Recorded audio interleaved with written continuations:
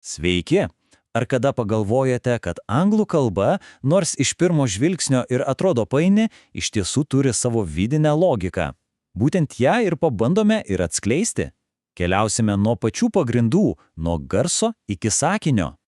Tikriausiai ne vienam yra tekę susimastyti, kodėl vienas žodis tariamas vienaip, o kitas atrodytų beveik identiškas, visiškai kitaip. Tai turbūt vienas dažniausių galvosūkių pradedantiems. Bet žinote, yra gera žinia. Anglų kalba tikrai turi savo sistemą. Ir šiandien mes kartu žingsnis po žingsnių ją ir išnarpliuosime. Taigi, pradedam! O viskas prasideda nuo pačių mažiausių statybinių blokų – garsų. Kai supranti, kaip jie veikia, visa kita tampa daug aiškiau. Ir vienas svarbiausių elementų čia – balsai. Štai ir pirmoji, sakyčiau, auksinė taisyklė. Kai tik pamatote balsį šalia raidės R, žinokite, R viską keičia. Ji tarsi perima kontrolę ir pailgina prieš ją einantį balsį. Tai viena patikimiausių tarimo taisyklių anglų kalboje. Pažiūrėkime, kaip tai veikia praktiškai. Štai, R virsta ilgu garsu A, kaip žodyje part. O dabar įdomiausia dalis. Deriniai R, ir net UR, visi jie suskamba labai panašiai, kaip vienas ilgas garsas R. Išgirskite. Har, girl, burn. O OR tampa ilgu O, kaip žodyje port. Matote? Viskas gana logiška. Gerai, su garsais lyg ir aišku. Judam toliau, prie žodžių. Čia svarbiausiai yra skiemenys. Būtent jie padeda suprasti, kaip teisingai kirčiuoti ir tarti žodžius. Štai šis klausimas tiesiog į 10. Kodėl raidė A žodžiuose grammar ir baby skamba visiškai, absoliučiai skirtingai. Pasirodo, tai neatsitiktinumas, viskas priklauso nuo skiemens tipo. Gerai, pažiūrėkime iš arčiau. Turime 2 skiemenų tipus. Uždaras skiemuo – tai kai balsis yra tarsi, įkalintas tarp priebalsių, kaip žodžiuose gram, mar ar din, ner. Dėl to jis tariamas trumpai.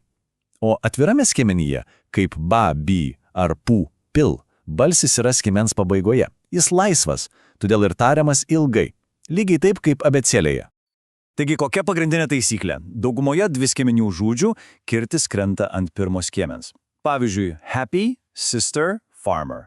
Paprasta tiesa, bet anglų kalba myli išimtis.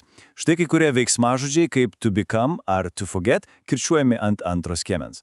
Ir žinoma, yra tokių žodžių kaip busy, clever, money, kuriuos tiesiog reikia atsiminti. Štai, garsus ir žodžius jau šiek tiek išnarpliojame.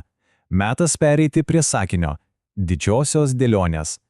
Ir čia pati svarbiausia taisyklė yra viena – gelelinė žodžių tvarka. Čia, skirtingai nei lietuvių kalboje, improvizuoti nelabai pavyks. Ši struktūra tai tiesiog anglų kalbos sakinio stuburas. Visada, be jokių išimčių. Pirmiausia, kas veikia, tada ką veikia, o jau po to visa kita. Kam, ką, kur, kada. Tvarka yra šventa. Štai puikus pavyzdys. I bring Pete a rare stone. Kiekvienas žodis čia stovi savo vietoje. I, kas. Bring, ką veikia. Jei pabandytume sukeisti žodžius vietomis, kaip kartais darome lietuvių kalboje, sakinys tiesiog subirėtų arba taptų nesuprantamas. Ši tvarka yra neliečiama. Gerai, jau turime sakinio karkasą, dabar pasigilinkime į daiktavardžius. Anglų kalboje jie skirstomi į 2 didelės stovyklas. Pirmoji – skaičiuotiniai. Juos galime skaičiuoti. Pavyzdžiui, 1 berniukas, 2 berniukai. A boy, boys. Antroji – neskaičiuotiniai. Tai tokie dalykai kaip pienas, milk ar draugystė, friendship. Jų daugiskaitos formos tiesiog nėra. O kaip tą daugiskaitą sudaryti? Dažniausiai tiesiog pridedame minuses ir viskas. Toj virsta tojais, bet yra pora niuansų. Jei žodis baigėsi šnipščiančiu garsu, kaip box, pridedame minuses, boxes. Kodėl? Tiesiog, kad būtų lengviau ištarti. O jei žodis baigėsi priebalsiu ir raide y, kaip berry, tai y išmetame ir pridedame minus -es, berries. Puiku! Dabar, kai jau praėjome per garsus, žodžius ir sakinio struktūrą, pats laikas viską sujungti ir pažiūrėti, kaip tai veikia realiame gyvenime. Savaitės dienos tiesiog tobulas pavyzdys. Yra dvi geležinės taisyklės. Pirma, jos visada rašomos iš didžiosios raidės. Nesvarbu, ar sakinio pradžioje, ar vidury. Antra, kai kalbame apie kažką, kas vyksta konkrečią dieną, visada naudojame prielinksnį on. Būtent on, ne in ir ne at. Taigi, sakysime on Monday. Štai ir visos 7 dienos. Verta atkreipti dėmesį į tarimą, pavyzdžiui, žodyje Wednesday, čia raidė D yra nebili, jos netarime. Ir svarbiausia prisiminti, kalbant apie bet kurią iš šių dienų, sakysime on Tuesday, on Saturday ir taip toliau. Štai matome skaičių 1000. Jis gali atrodyti didelis, bet tiesą sakant, už jo slypi labai gera žinia kiekvienam, kas mokosi anglų kalbos. Pasirodo, nors anglų kalboje yra tūkstančių žodžių, laisvam kasdieniam bendravimui visiškai pakanka žinoti apie 1000.